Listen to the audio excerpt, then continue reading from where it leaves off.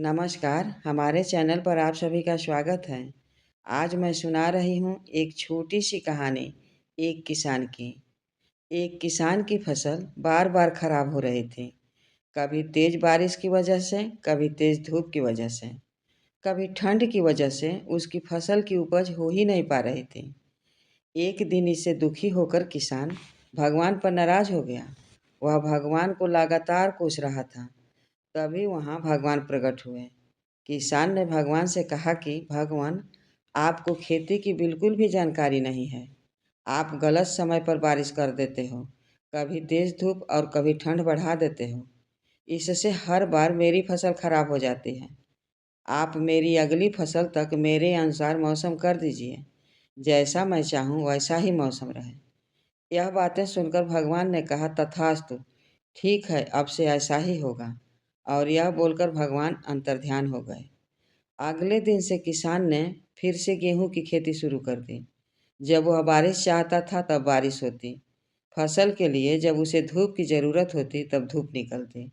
इस तरह उसकी इच्छा के अनुसार मौसम चल रहा था। धीरे धीरे उसकी फसल तैयार हो गई।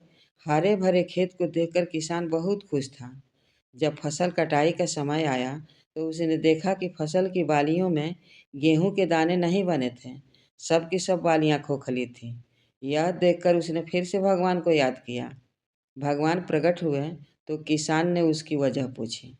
भगवान ने कहा कि तुम्हारी फसल ने बिल्कुल भी संघर्ष नहीं किया है, इसी वजह से यह खोखली हो गई हैं।